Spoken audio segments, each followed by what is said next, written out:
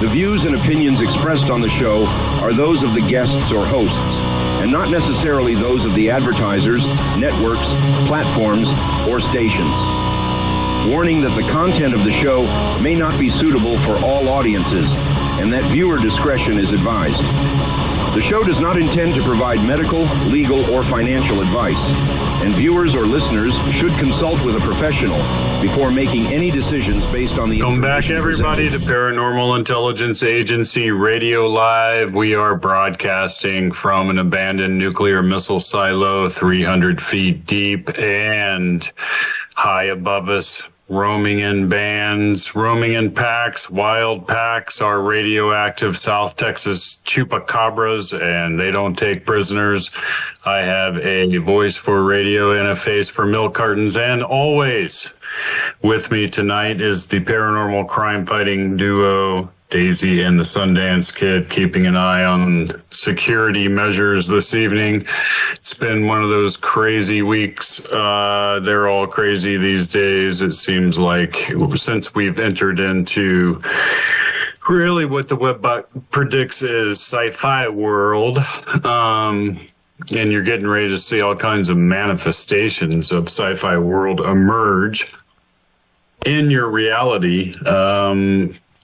It's going to really kind of change everyone's perspective on what's going on. There is some new information coming out of the webbot that is literally hot off the presses just late this afternoon, and that's some interesting stuff that we'll be covering in Cyber Prophecy. Paranormal in the news this evening is quite interesting. There is, more information coming out from George Knapp and Jeremy Corbell regarding Matthew Brown, the whistleblower, and just some peripheral, information that helps to give perspective on the struggle that's taking place right now between a growing number of insider whistleblowers, David Grush, Matthew Brown, Michael Herrera, a gentleman, I believe his last name is Kozlowski, something like that. The point being, there is a steady drip now of these people coming out of the USAPs, the unacknowledged special access programs that are guarding all of the alien technology and hiding it from the world's populations in an effort to weaponize that against our enemies before they can do the same to us. So, excuse me while I wet my whistle. The whistleblower constant parade that's taking place is very, very interesting now that Matthew Brown has come out. To remind everybody, Matthew Brown is the whistleblower who has now whistle on the project, the USAP project called Immaculate Constellation. And really, Immaculate Constellation is interesting because it gives you a tip of the iceberg view of what's happening in our government and how they're able to keep things so secret. But at its heart, a lot of Immaculate Constellation appears to be the use of United States spy submarines to track interaction and recover data in the form of video and photographs, which is amazing, of Russian naval vessels meeting up with and interacting with alien craft. It's either that or they are alien reproduction vehicles and the Russians have us beat. It's really that simple.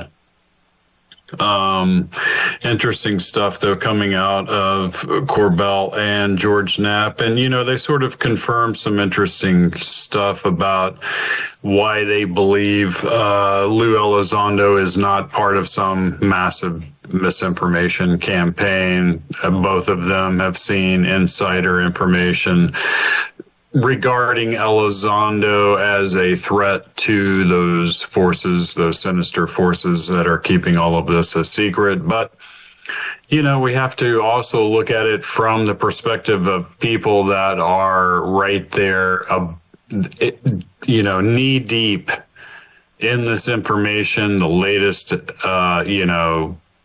intelligence probably. And they're probably looking at something that's really horrifying to them, and they don't want to say it.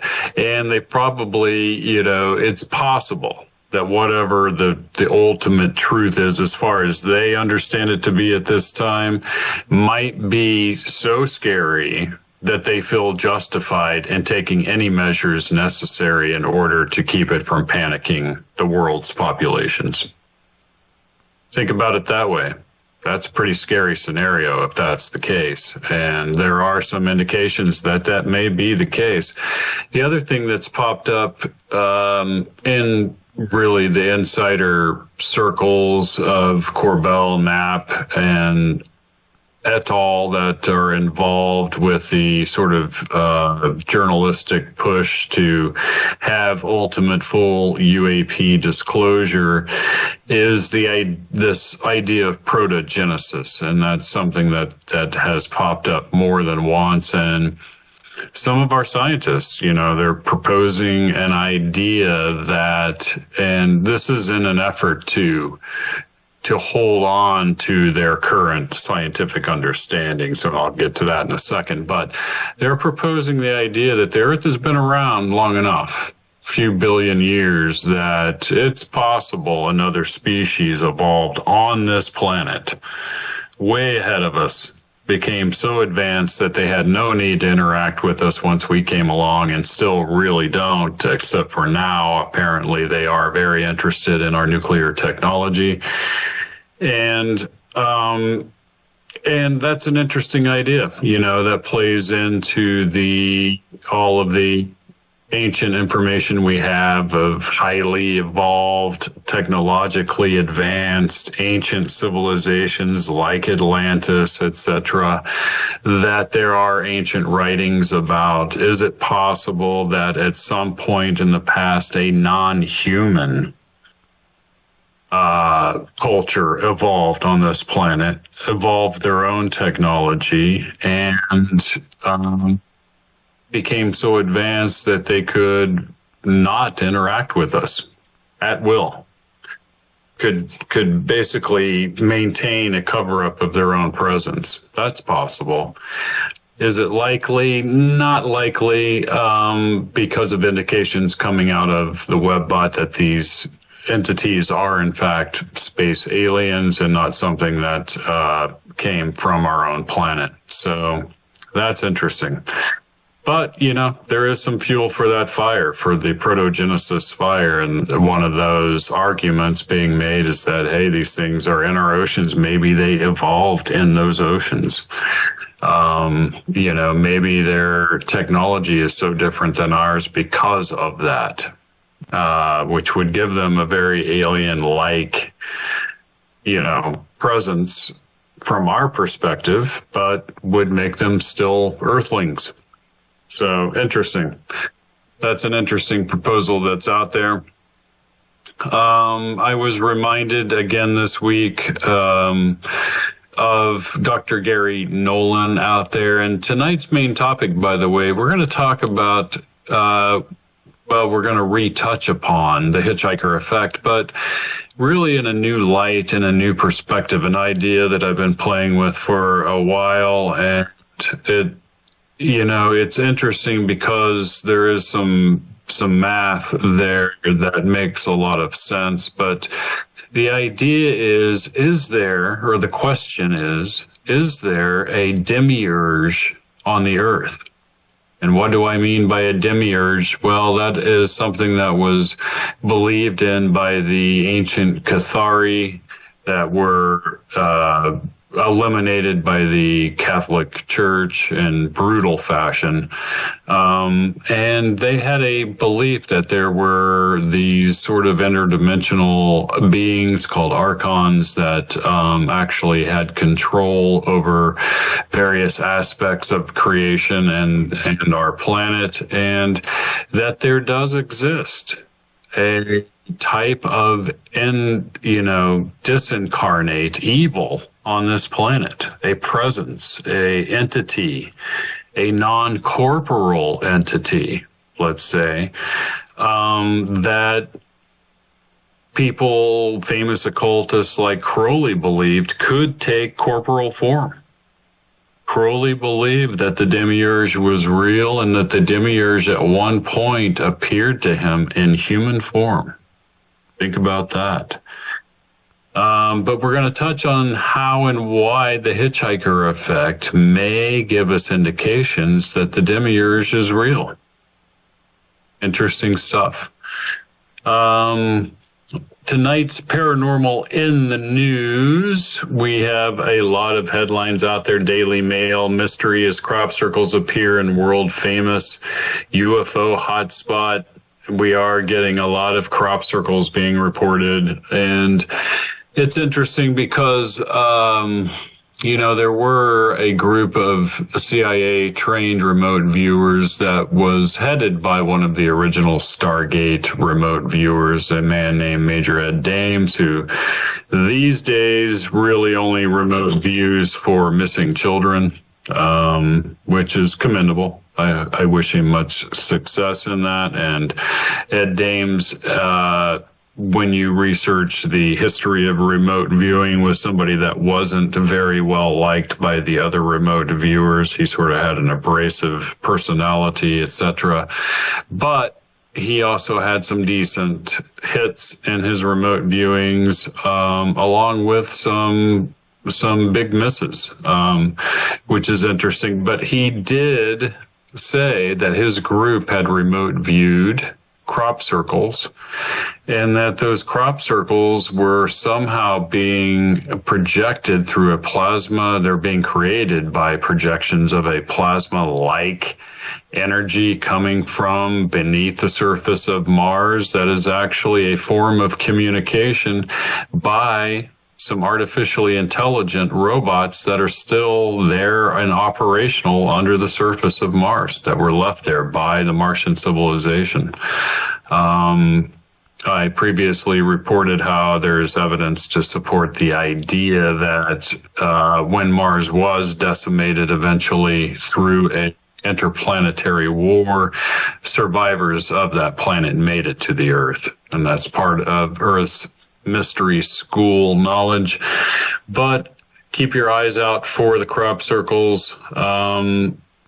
There weren't many details on what those communications could be, but it's like the robots that were left on Mars were trying to communicate with the survivors that left to colonize the Earth, and weren't getting any answers. So it was that kind of a scenario. A newspaper out of Charlotte, North Carolina, is running an interesting article called "We Are Not Alone. Actress Details Alleged Alien Abduction." So there's yet another,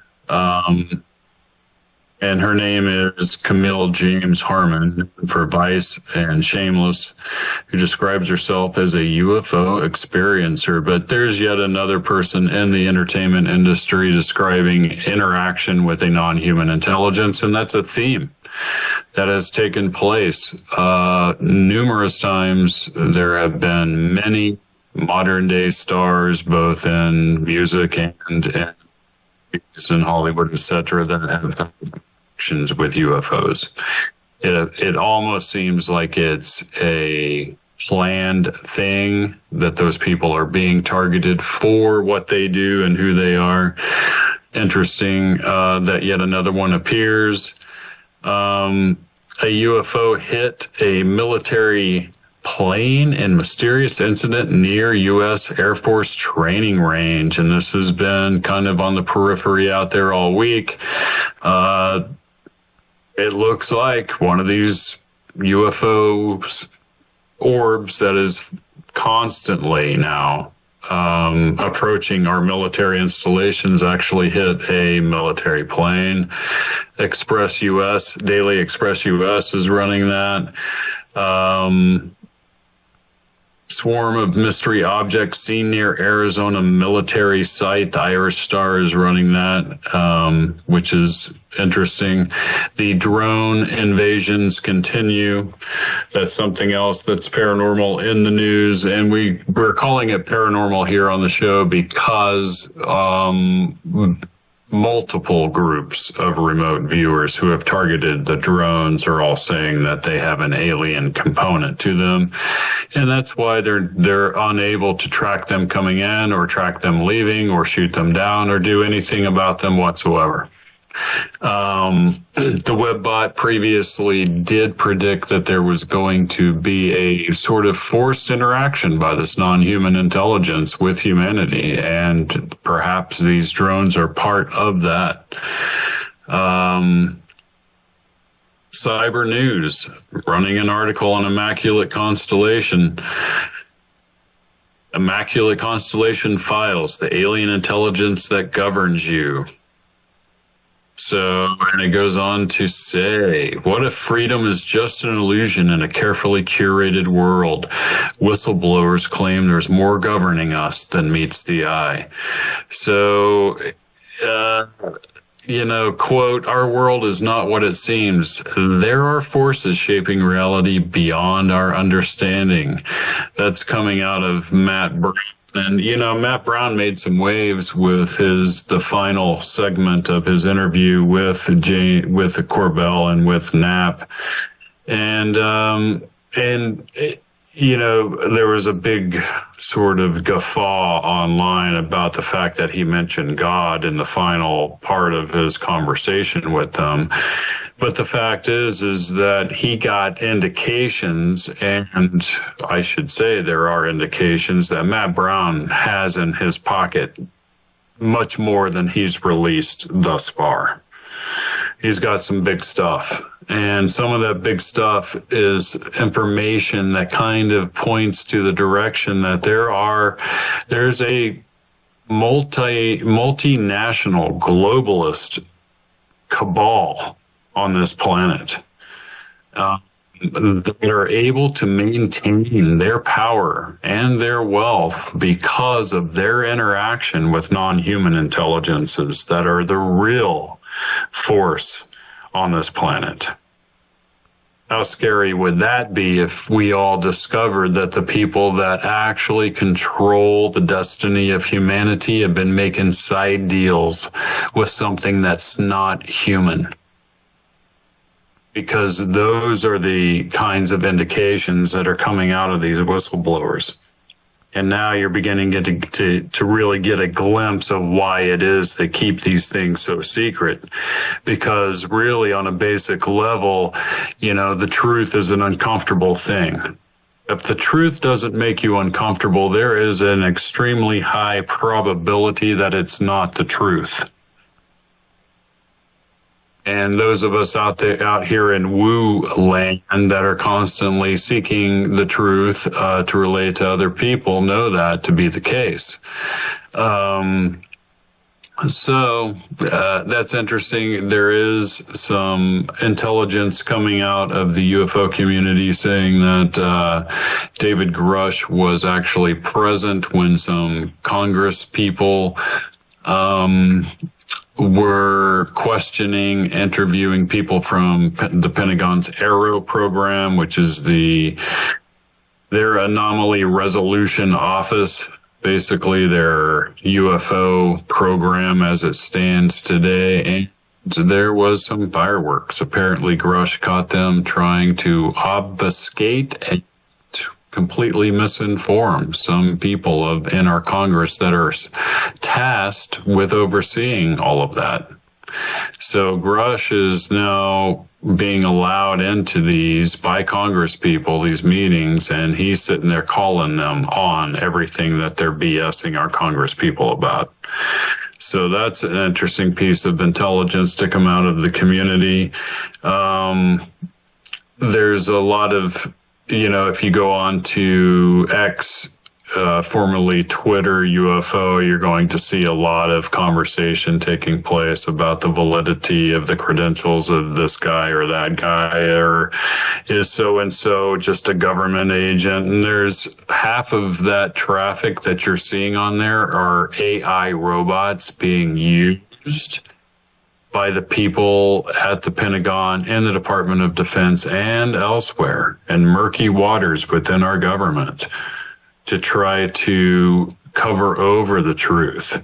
For instance, every time that Corbell and Knapp release a video that's leaked to them, there is a subsequent leak from the Aero office onto X of something that's similar but not quite the same thing.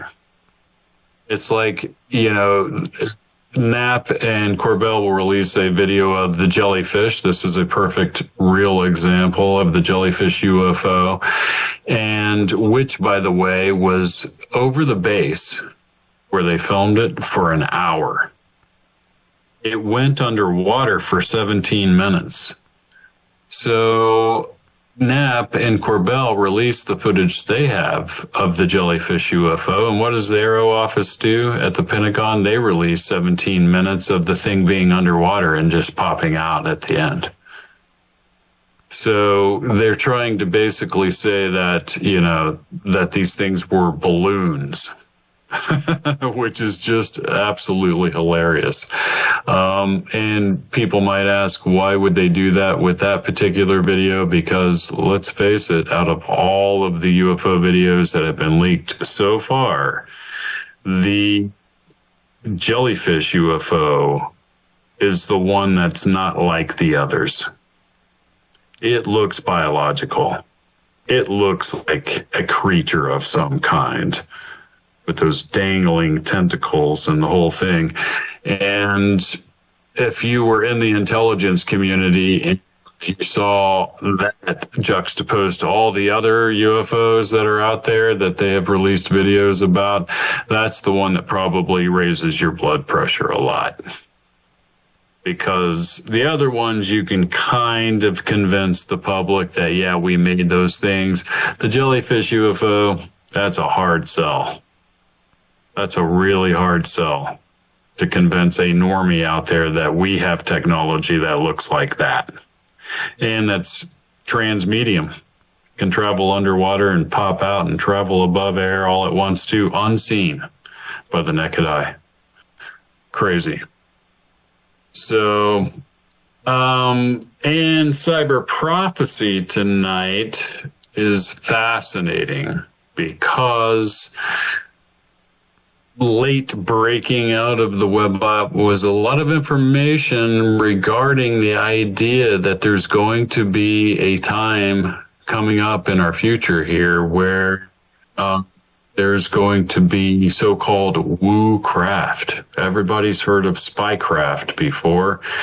When you're a spy, you're trained in how to look like the locals and speak the local language and not leave a trace online, etc. All of that stuff goes into your survival as a spy. Well, the Whippot's predicting a time when people who are so-called woo people, and I think that's a known enough term now to just use it freely on the show. These are people involved in the subject matter that you're listening to now, and even on deeper levels, and people that have sort of embraced the idea that humans are psychic and the human species is collectively psychic.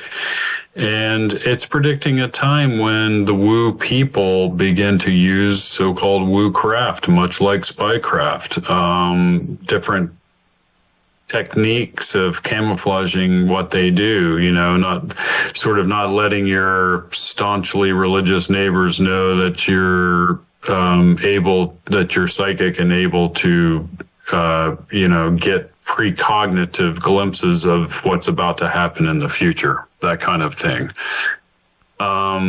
Which really kind of points to sci-fi emerging. So sci-fi emerging has been a long-held prediction by the Webbot, and it basically is saying that since we received this download from what appears to be the supreme consciousness of the universe via the Voyager spacecraft, something which I previously reported on, and the fact that this computer virus is now present and doing its thing within the greater subconscious, collective subconscious of humanity. That's some interesting things that are happening. So, and tonight we'll get back to the demiurge, we'll get back to the hitchhiker effect, and we'll explore just how far this rabbit hole goes. Stay with me. We are the nation's largest integrated healthcare system, providing life-changing care to over 9 million veterans. Our hands are busy, competent, skilled, healing, helping, and friendly. A place where diverse teams come together hand in hand to provide full patient-centered care. Working in state-of-the-art facilities with influential leaders in healthcare, all with a single goal in mind: to help veterans heal, recover, and get their lives back. In a place where everyone plays a part and where your efforts are truly appreciated. A place so innovative and forward-thinking that we're rebuilding hands, and where even robots lend a hand. Join hands with us. Learn more at VA Careers.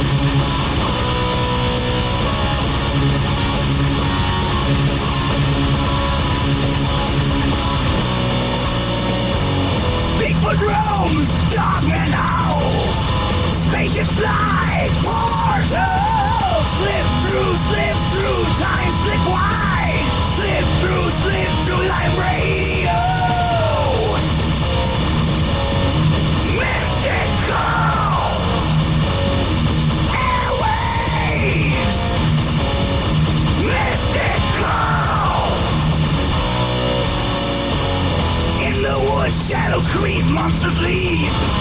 In the woods, strange voices. Shadows creep in the woods, monsters leave. In the woods, bright noises. Mystical. Airwave mystical. Mystical.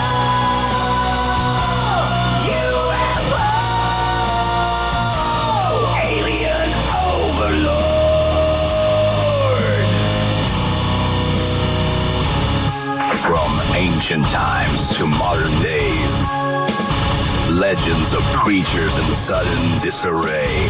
Hear them speak through frequencies. Alien connections.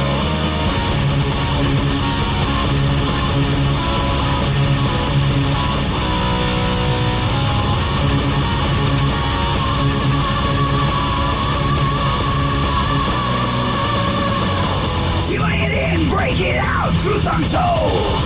Do it in cosmic mystery. Dark woods where legends breathe. Paranormal whispers, can you believe? Bigfoot strikes through the veils. Dogman howls in the midnight tale. From the static, revelations pour. Portals open, dimensions roar.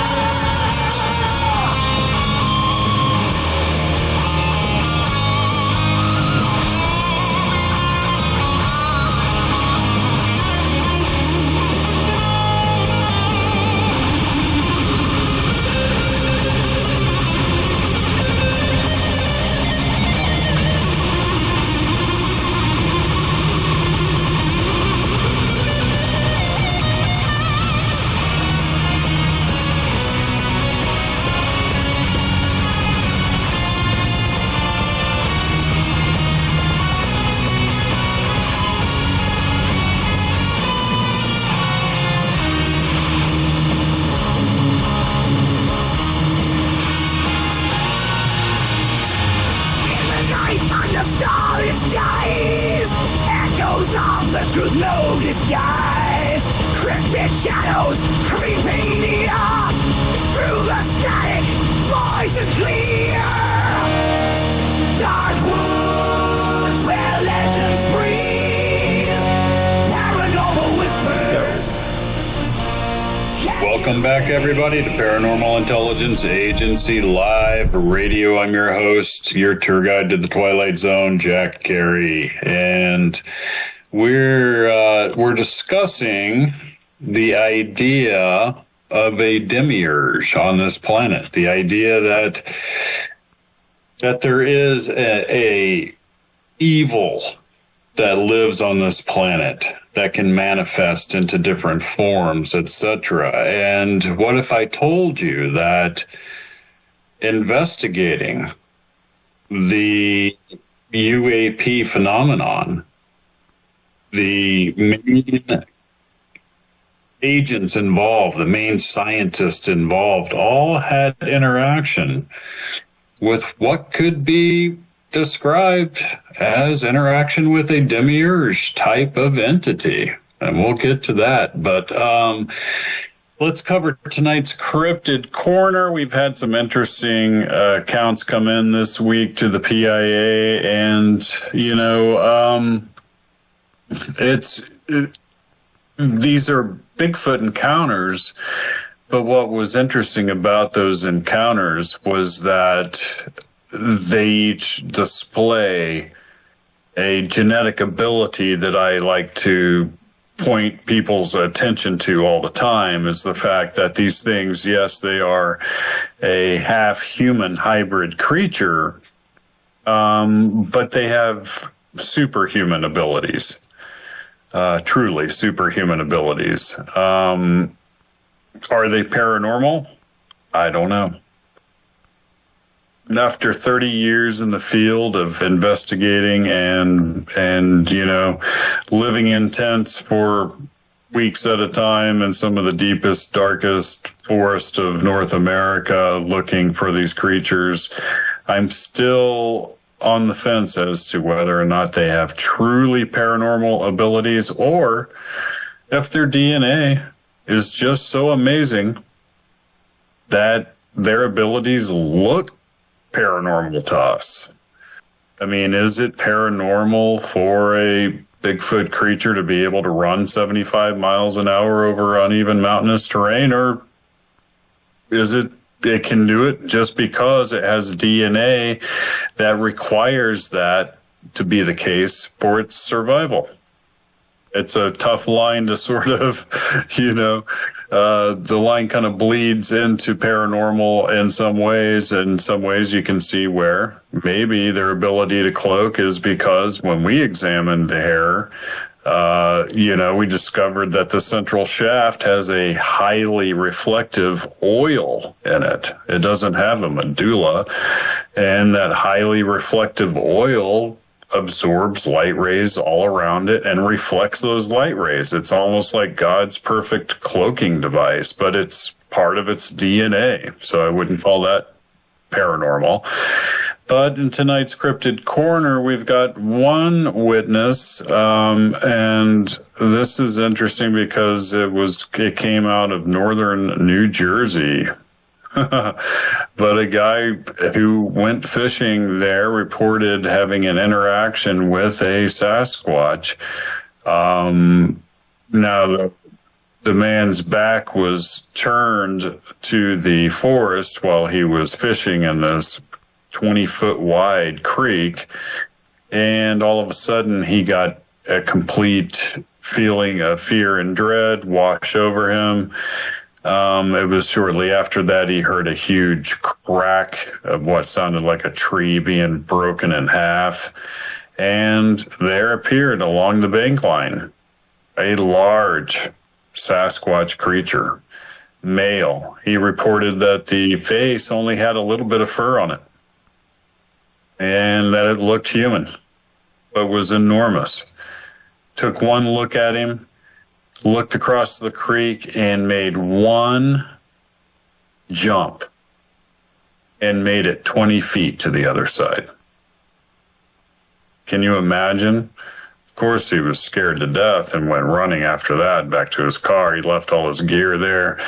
So that's the kind of genetic ability that we're talking about. And this is a continual theme in the Bigfoot reports that we constantly get. And, in another case, it occurred this last winter, and this was in Washington State, and this gentleman said that the creature, as he was going down a snow-packed, big, wide, he described it as being a wide mountain road, country road, he said, there was a very large snowbank on one side, and he described a Sasquatch stepping out, taking 2 steps is all it needed to clear the road completely and the snowbank. So that is, crazy, and that's the kind of speed we're talking about and the kind of abilities that we're talking about. The third report that came in was interesting because these people had, and it took a while to kind of figure out exactly the location they were talking about, but these were people that had traveled to Snellgrove Lake in Canada. And some of you may know the importance of Snellgrove Lake, but it was featured a couple of times on History's Monster Quest. And Dr. Jeff Meldrum traveled there with another geneticist gentleman from, I believe it was the University of Minnesota. And they went because the area there, this lake, very, very remote lake in Canada, only has one cabin on it. And it's a cabin that fishermen rent out from the owner to do some serious fishing on this little lake. You can only get to the lake by boat plane, and the nearest town is 250 miles away and only has 10,000 people in it. So this owner of this cabin shows up to outfit it for a group coming up, and he discovers that the inside of the cabin has been utterly, completely destroyed in a way you can't even imagine. Imagine something so strong that it picked the bathtub up off the ground and slammed it down till it broke into tiny little pieces. Bears basically will tear open a refrigerator to get to the formaldehyde and the insulation inside. This thing picked up the entire refrigerator and threw it across the cabin. You're talking about pure rage, and just destroyed this cabin. So obviously the owner knew that this wasn't a bunch of kids that somehow stole daddy's boat plane and showed up there for a party and just wrecked the place. It wasn't like that. This was something completely different than that, and something completely different than bears. And so he put out a bed of nails right in front of the front door after cleaning up this entire mess, and left the cabin, went back for a couple of weeks. And when he comes back to the cabin, he comes across the board full of nails that he left behind. And there is a gigantic bloody footprint left behind. Well, Jeff Meldrum and this other genetic scientist were able to get samples off of that, and they matched exactly the results of the Sasquatch Genome Project that Dr.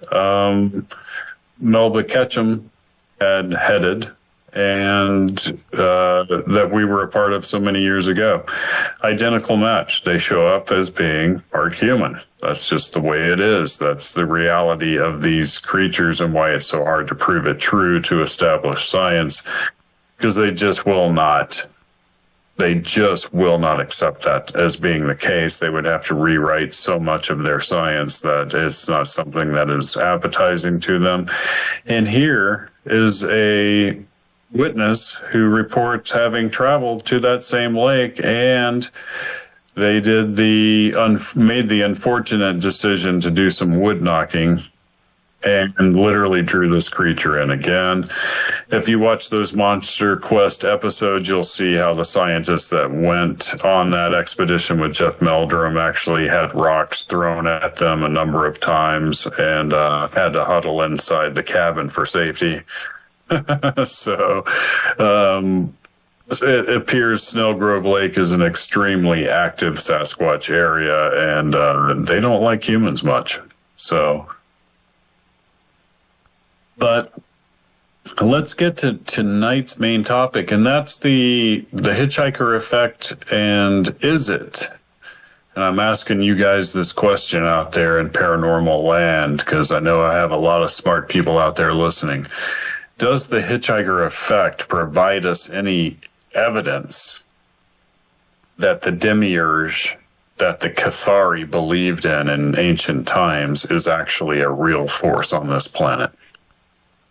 And let me explain that.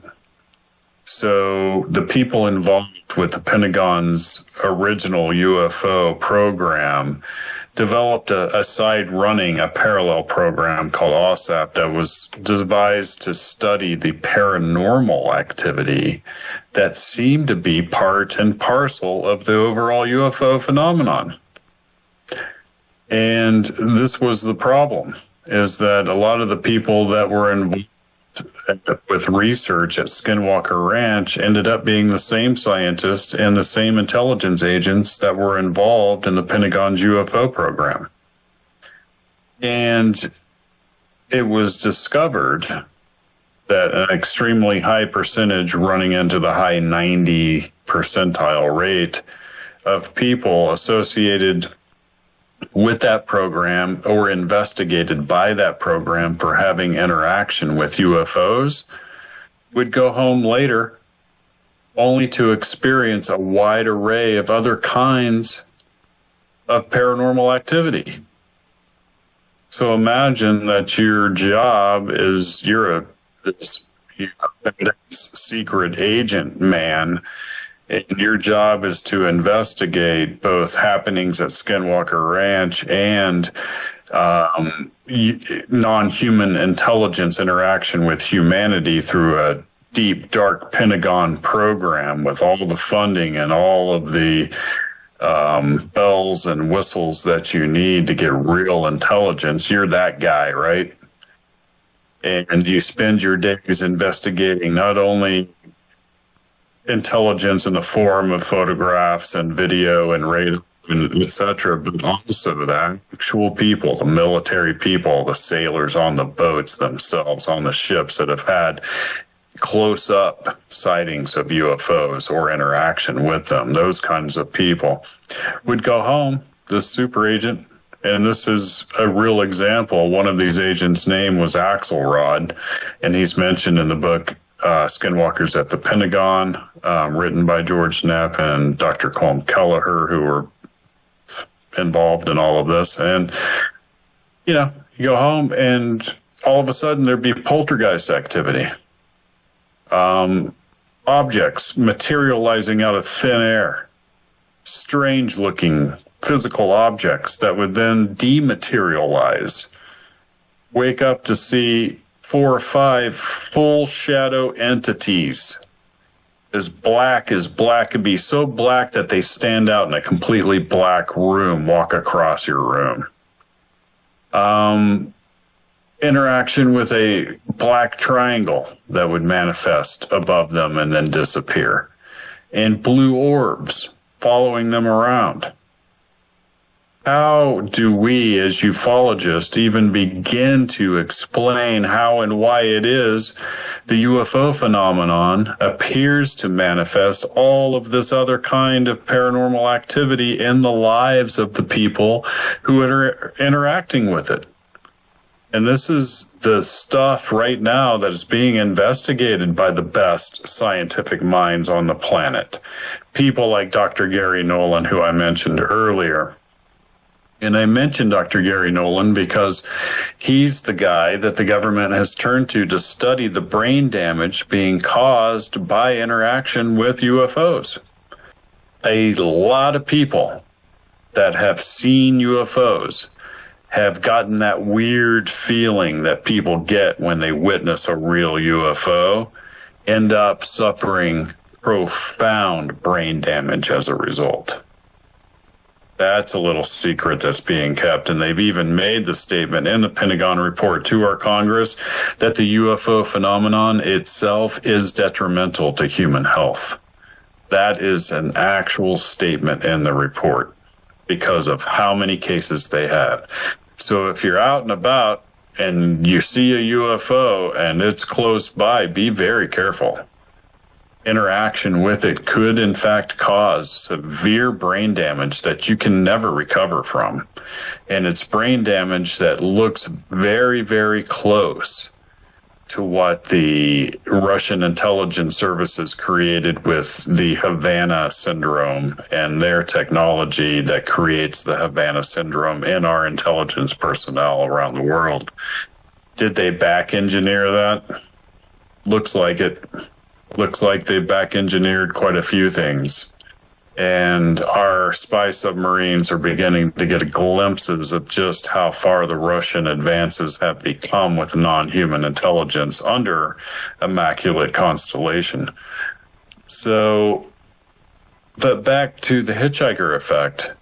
This made huge kind of headlines when Skinwalkers at the Pentagon came out, and these scientists, including Dr. Gary Nolan, who works at Stanford and who many people believe to be probably the best scientist on the planet, he's on countless podcasts talking about all of this information. And, you know, he has stated in the past that he himself suffered alien contact experiences as a child. He has been on many podcasts stating that as a child he would wake up and find these aliens in his bedroom. As a newspaper boy, he had an alien craft silently fly over him just a few feet in the wee dark hours of the morning while he was delivering newspapers. And here it is, all these many years later, the same guy who this alien species interacted with as a child becomes a renowned scientist and the guy that the government chooses to study brain damage being caused by alien craft. How is that not alien social engineering taking place? I ask you, how is that not? Are we interacting with something that is so pervasive, so far-reaching, that it literally had the foresight to interact with this human child in such a way that he would become the scientist all these many years later? That kind of planning, that kind of foresight, that kind of advancement. He would become sort of the spearhead of the scientific study of non-human intelligence. Fascinating, but that's the case. And so the hitchhiker effect affected most of the people. It even affected George Knapp after he went to Skinwalker Ranch and had interaction with a UFO on Skinwalker Ranch and his family. And here's the weird thing about it, is it acted like a virus. So these people involved with these Pentagon programs would go home, and all of a sudden, their children would begin experiencing paranormal activity. Their spouses would begin experiencing it. And then their neighbors, and their neighbors' friends, and their neighbors' friends' kids. You see what I'm getting at? It's like a paranormal virus. It's spread out like a virus spreads, exactly like a virus spreads. And how is it that that's possible if there's not a singular intelligence somehow behind it, operating in that way and becoming, able to become quantumly entangled with those that observe it? Because that's the kind of entity that you would be talking about if you entertain the notion that the demiurge is real and alive on this planet? And is it possible that all these missing people, they go missing in areas with high quartz crystal deposits, which I have written an entire book about, actually 2 books, The Devil's Code and The Devil's Key. Check those out on Amazon. I not only present many cases that give examples in The Devil's Code, but then I provide an answer for how this mechanism takes place in The Devil's Key. And is it possible that the demiurge is able to operate through this quartz crystalline structure within the earth to such a degree that it can basically pop up and manifest and change form and shapeshift anywhere it wants to on the planet's surface? Is that what the ancient Cathari were talking about all those many hundreds and hundreds of years ago? Today, in sort of the cutting edge, let's call it spiritual technology circles that are out there, I don't like to use the term New Age movement anymore because it has such negative connotations. It's not really the New Age movement as it used to exist. These are people that are consciously trying to explore spirituality and human consciousness, but they're beginning to entertain the notion that the Cathari may, in fact, have been onto something. That the archons, which are, you can think of them as sort of super interdimensional beings that control different facets of reality and creation, are in a constant battle against the demiurge on this planet.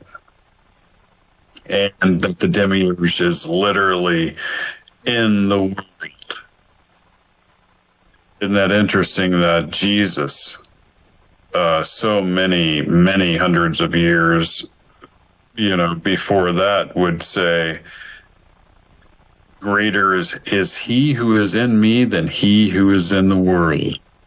Interesting, right? That you find that sort of statement coming out of a biblical character like Jesus. So, is it possible that the hitchhiker effect is showing us? Is it standing as its own evidence for the idea that the demiurge is real and that it's a shapeshifter? That it can change form from one type of paranormal activity to the next, that it can literally affect human health in detrimental ways, and that it can manifest, if it wants to, as a non-human alien intelligence. Interesting questions. I don't have the absolute answers to, but that's what we do on this show. We explore, we talk about it, and we try to show you guys the hidden connections, connecting it all when we travel down these dark rabbit holes. And, if that's the case, if the demiurge is real, who knows? Maybe the entirety of the UFO phenomenon can be explained away, but if it's not real, or what if they're both real? What if there's a non-human intelligence on this planet that's alien in origin, and it happened to come to a planet where there exists a disincarnate evil entity of some kind that is able to reside in a non-carbon life form way within the crystalline structure of this planet? These are the advanced theories that we explore on Pia Radio Live, and you guys will have to join me again next week as we continue the conversation. That's the great space roller coaster, and we're on it, and I love it, and I'll talk to you guys next week.